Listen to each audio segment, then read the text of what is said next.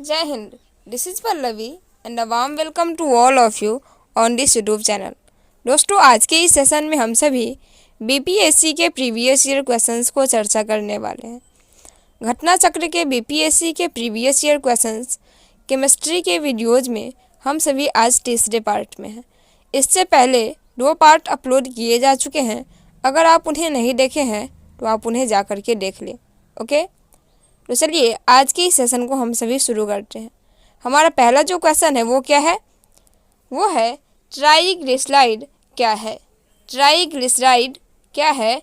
Option number A protein, B carbohydrate, C वसा और D खनिज। इसका जो सही आंसर होगा वो होगा ऑप्शन नंबर सी। क्या होगा? सी।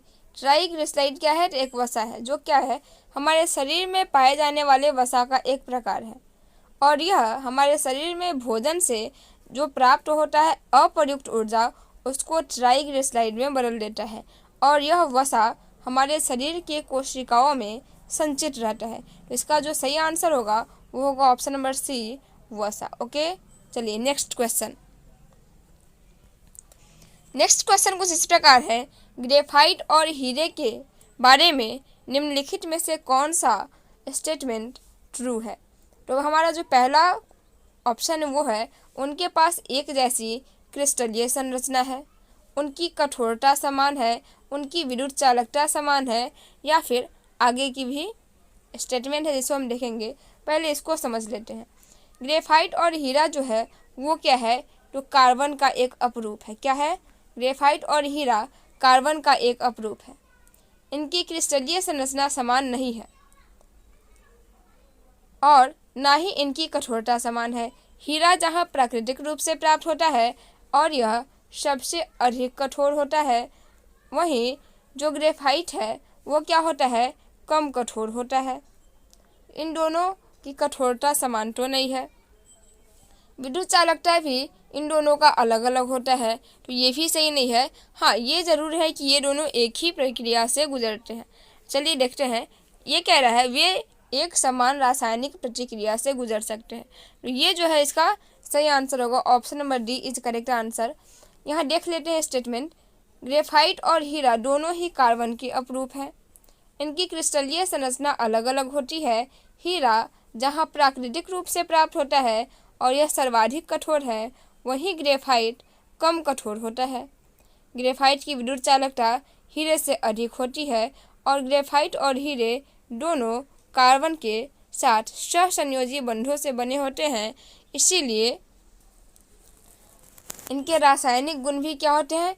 एक समान होते हैं और वे एक समान होते हैं और वे एक समान रासायनिक प्रतिक्रिया से भी गुजर सकते हैं। तो क्या होगा? Option number D is correct answer. Okay, चलिए नेक्स्ट क्वेश्चन की ओर आगे बढ़ते हैं। नेक्स्ट क्वेश्चन है, पुलिस द्वारा नशे में गाड़ी चलाने वाले को सांस की जांच के लिए फिल्टर पेपर पर क्या होता है?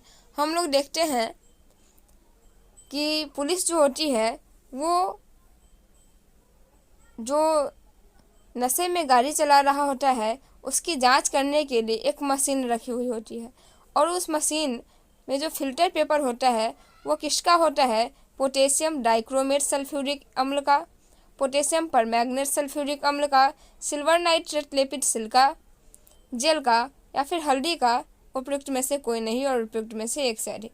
इसका जो सही आंसर होगा वो होगा ऑप्शन नंबर ए, वो पोटेशियम डाइक्रोमेट सल्फ्यूरिक एसिड का बना हुआ होता है। ओके, इसके बारे में थोड़ा सा और पढ़ ले अगर, तो पुलिस द्वारा नशे में गाड़ी चलाने की जांच के लिए एनालाइजर का प्रयोग किया जाता है, ब्रेथ एनालाइजर का प्रयोग किया जाता है। और ये ब्रेथलाइजर जो होता है इस नाम का उसके पास एक मशीन होता है, उपकरण होता है। इस उपकरण के माध्यम से जिसके ऊपर पुलिस को संदेह होता है उस व्यक्ति द्वारा छोड़ी गई जो सांस होती है उसको पोटेशियम क्राइक्रोमेट K2Cr2O7 पोटेशियम क्राइक्रोमेट का क्या होता है? फॉर्मूला होता है। ओके, तो सल्फ्यूरिक एसिड H2SO4 के विलयन से गुजारा जाता है। ब्रेथलाइजर में लाल भूरा पोटेशियम डाइक्रोमेट विलयन एल्कोहल से अभिक्रिया कर हरे रंग में परिवर्तित हो जाता है। ओके, और इस हरे रंग की तीव्रता के समान छोड़ी गई सांस में अल्कोहल की मात्रा का अनुमान लगाया जाता है कि उस बंदे ने अल्कोहल लिया है अथवा नहीं। चलिए नेक्स्ट क्वेश्चन की ओर आगे बढ़ते हैं। घरेलू ईंधन में जो एलपीजी प्रयुक्त होती है उसमें मुख्य रूप से कौन सी गैस होती है? तो ये हमने पिछले वीडियोज़ में भी देखा था कि उसमें ढेर सारे गैसेज प्रयोग में होते हैं, इसीलिए इसका ऑप्शन नंबर ई हो जाएगा करेक्ट आंसर। इसके स्टेटमेंट को हम लोग पढ़ लेते हैं। घरेलू ईंधन के रूप में प्रयुक्त एलपीजी, जिसको हम लोग क्या बोलते हैं, liquid petroleum gas, sterling rich petroleum gas, यह हाइड्रोकार्बन गैसों का एक ज्वलनशील मिश्रण होता है। इसमें प्रोपेन ब्यूटेन दोनों का मिश्रण होता है और एलपीजी के रिसाव की पहचान उसमें कुछ गंध डाल करके गंध युक्त एक मरकेप्टन को मिला दिया जाता है, जिससे एलपीजी क्या होती है, एलपीजी में गंध मिलता है, ताकि गैस जब लीक होता है तो उसी गंध के कारण हम उसको पहचान पाते हैं। ओके, चलिए नेक्स्ट क्वेश्चन की ओर आगे बढ़ते हैं।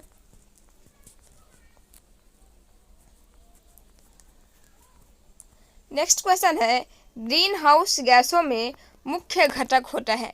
ग्रीन हाउस गैसों में मुख्य घटक होता है carbon dioxide, methane, nitrous oxide, ozone या फिर उपयुक्त में से कोई नहीं और उपयुक्त में से एक से अधिक। तो इसका जो सही आंसर होगा वो होगा, इसमें कार्बन डाइऑक्साइड भी रहता है, इसमें जलवाष्प भी रहता है, इसमें नाइट्रस ऑक्साइड भी रहता है। तो इसमें ढेर सारे होंगे, तो इसलिए ऑप्शन नंबर ई हो जाएगा करेक्ट आंसर। अब इसके स्टेटमेंट को भी पढ़ लेते हैं। ग्रीन हाउस गैस वे हैं जो पृथ्वी, वातावरण और बादलों द्वारा उत्सर्जित उष्मीय अवरक्त किरणों को अवशोषित एवं उत्सर्जित करती है। इनमें मुख्य रूप से कार्बन डाइऑक्साइड, जलवाष्प, नाइट्रस ऑक्साइड, मीथेन और ओजोन ये सभी होते हैं, इसीलिए option number E is correct answer. Next question, green house गैसों में मुख्य घटक होता है। तो अभी हम लोग पढ़े हैं कि इसमें carbon dioxide, methane, ozone, nitrous oxide ये सभी होते हैं, इसीलिए option number E is correct answer. Okay, चलिए नेक्स्ट क्वेश्चन, पेट्रोल तथा डीजल के अधूरे जलन से उत्पन्न होती है। पेट्रोल और डीजल के अधूरे जलने से क्या उत्पन्न होती है? जब आधा जलता है तो क्या उत्पन्न होता है? जैसे कार्बन मोनोऑक्साइड, क्या कार्बन मोनोऑक्साइड उत्पन्न होता है। Option number D is correct answer, carbon monoxide. Okay, चलिए नेक्स्ट क्वेश्चन, साबुन ग्रीस को हटाता है किस विधि द्वारा? तो यह पायसीकरण की विधि होती है। Option number C is correct answer. Option number C is correct answer. हम जानते हैं कि जो साबुन होता है उसमें सोडियम और पोटेशियम दोनों के अणु मिले हुए होते हैं। इनके बारे में अगर थोड़ा सा और बृहद रूप से पढ़ लें तो पायसीकरण सामान्यतः ध्रुवीय समूहों युक्त लंबी श्रृंखला वाले यौगिक होते हैं। साबुन जिसमें सोडियम पोटेशियम के वशीय लवण मिले होते हैं, साबुन के अणु के दो भाग होते हैं, एक लंबी हाइड्रोकार्बन शाखा और दूसरा जल में विलय ध्रुवीय भाग।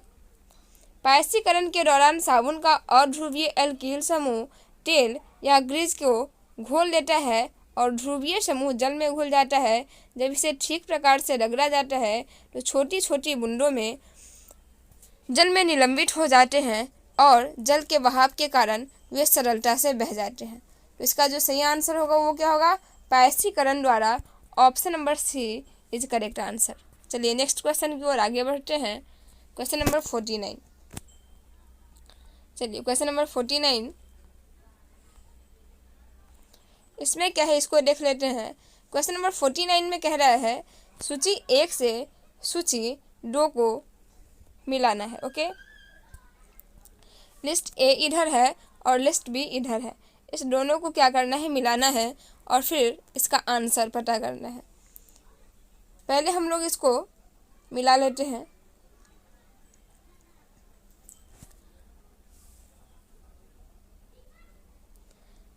ये जो एस्पार्टेम है ये कृत्रिम मधुरक है। क्या है?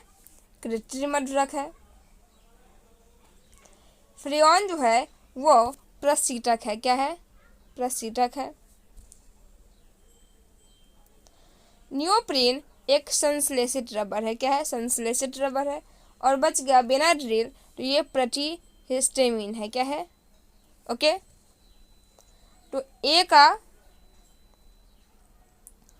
3, बी का 4, सी का 1 एंड डी का 2। Option number C is correct answer. Okay, चलिए नेक्स्ट क्वेश्चन की ओर आगे बढ़ते हैं। नेक्स्ट क्वेश्चन जो कि कुछ इस प्रकार है, निम्नलिखित में से किसकी मात्रा अम्ल वर्षा में सबसे अधिक होती है। तो इसको 8th क्लास में ही पढ़ना है कि निम्नलिखित में से किसकी मात्रा अम्लीय वर्षा में अधिक होती है। जब हम लोग ताजमहल के बारे में पढ़ते हैं उस समय अम्लीय वर्षा के बारे में भी हम लोग पढ़ लेते हैं। तो इसमें जो सल्फ्यूरिक एसिड होता है H2SO4, उसकी मात्रा अम्लीय वर्षा में अधिक होती है। Option number C is correct answer. इसके बारे में थोड़ा सा और अगर बृहद रूप से पढ़ें तो यह कुछ इस प्रकार है, वातावरणीय प्रदूषण और प्रकृति में होने वाले विभिन्न क्रियाओं के फलस्वरूप सल्फर डाइऑक्साइड नाइट्रस ऑक्साइड गैसें वायुमंडल में पहुंचकर ऑक्सीजन और बादल के साथ रासायनिक अभिक्रिया कर क्रमशः सल्फ्यूरिक एसिड और नाइट्रिक एसिड बनाकर पृथ्वी पर गिरती है। इसे अम्ल वर्षा या फिर अम्लीय वर्षा एसिड रेन कहते हैं। अम्ल वर्षा में सामान्यतः सल्फ्यूरिक एसिड की मात्रा सबसे अधिक 70% होती है। कितनी होती है? H2SO4 70% अम्लीय वर्षा में होता है। ओके, चलिए नेक्स्ट क्वेश्चन। अम्ल वर्षा होती है कारखानों से, कोयला जलाने से, पेट्रोल से। तो इसमें होगा option number E is correct answer, निम्न में से एक से अधिक। ओके, चलिए नेक्स्ट क्वेश्चन की ओर आगे बढ़ते हैं। नेक्स्ट क्वेश्चन जो कि इस प्रकार है, शुष्क बर्फ क्या है। तो यह क्या है? ठोस कार्बन डाइऑक्साइड है। Option number B is correct answer. Option number B, शुष्क बर्फ क्या है? तो यह ठोस कार्बन डाइऑक्साइड है, अतः इसे शुष्क बर्फ कहते हैं। शुष्क बर्फ बिना द्रव रूप में बदले ऊर्ध्वपातित होकर कार्बन डाइऑक्साइड गैस में बदल जाती है। तो option number B is correct answer. Okay, चलिए नेक्स्ट क्वेश्चन। निम्नलिखित में से किसे शुष्क बर्फ कहते हैं? तो अभी हम लोग पढ़े हैं क्या? ठोस कार्बन डाइऑक्साइड को। Option number C is correct answer. Next question, शुष्क बर्फ क्या है? फिर से सेम क्वेश्चन, ठोस कार्बन डाइऑक्साइड है। क्या है? ठोस कार्बन डाइऑक्साइड। ओके, नेक्स्ट, चूने का पानी किसके द्वारा दूधिया हो जाता है? तो इसको भी हम लोग को 10th क्लास में पढ़ना है कि चूने का पानी जो है वो CO2 कार्बन डाइऑक्साइड के कारण दूधिया हो जाता है। ओके, तब क्या होता है? कार्बन हाइड्रोक्साइड का निर्माण होता है जब हम CO कैल्शियम ऑक्साइड को CO2 के साथ अभिक्रिया कराते हैं। चूने का पानी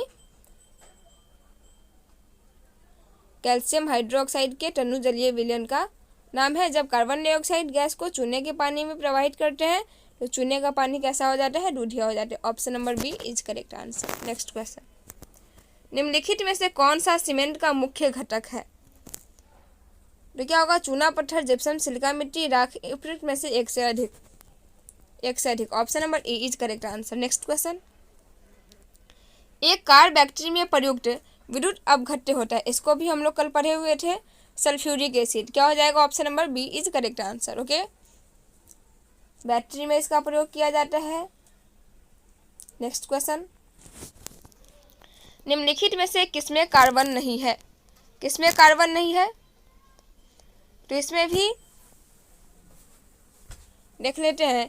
हीरा कार्बन का अपरूप है, ग्रेफाइट भी कार्बन का अपरूप है, और कोयला में तो कार्बन होता ही है। तो ऑप्शन नंबर डी हो जाएगा, इनमें से कोई नहीं। ओके, चलिए नेक्स्ट क्वेश्चन, निम्न में से सबसे सख्त कौन है, मतलब सबसे हार्ड कौन है? हीरा। सबसे हार्ड कौन है? सबसे अधिक सर्वाधिक कठोर कौन है? सर्वाधिक कठोर हीरा होता है। क्या होता है? हीरा होता है। इसको हम लोग आज ही पढ़े हैं। ओके, नेक्स्ट क्वेश्चन, निम्न पदार्थों में से कौन सा पदार्थ खाने की वस्तुओं के परिरक्षण में प्रयोग होता है? Citric acid, sodium chloride, sodium benzoate या sodium chloride. Okay, sorry, citric acid, potassium chloride, sodium benzoate या सोडियम क्लोराइड। तो option number C is correct answer. Sodium benzoate का प्रयोग हम लोग क्या करते हैं? खाने के परिरक्षण के लिए करते हैं। ओके, खाने के परिरक्षण के लिए हम लोग किसका प्रयोग करते हैं? तो सोडियम बेंजोएट का प्रयोग करते हैं। आज के इस सेशन में इतना ही। हम फिर मिलेंगे अगले वीडियो में किसी नए टॉपिक के साथ। तब तक आप सभी अपना ध्यान रखें। Thanks for watching this video. Thank you so much.